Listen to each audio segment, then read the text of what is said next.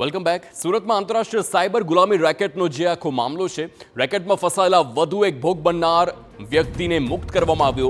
Cyber crime cell દ્વારા યુવકને સુરત લાવવામાં આવ્યો। યુવકની સાયબર ક્રાઇમ સેલ દ્વારા સમગ્ર હકીકત અંગે પૂછપરછ કરવામાં આવી।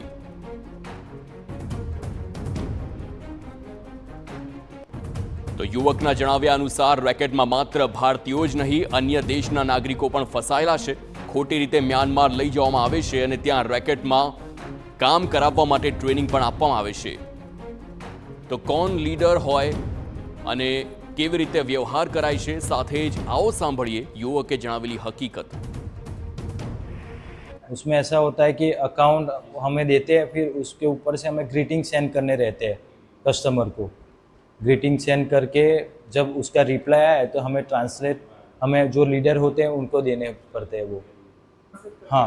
जब वो कस्टमर को झांसे में बराबर फंसाता है, फिर बाजू जब नंबर दे देता है तब बॉस, मेन बॉस होता है, वो फिर चैटिंग करता है उनके साथ। ये लीडर था हमारा, ये इथियोपियन था, और जो बॉस था वो चाइनीज़ था। वो काम के लिए मना करते तो हमें वहीं पे फायर करके वो लोग कुछ भी कर सकते हैं, यानी जेल बेल में वगैरह में डाल देते थे।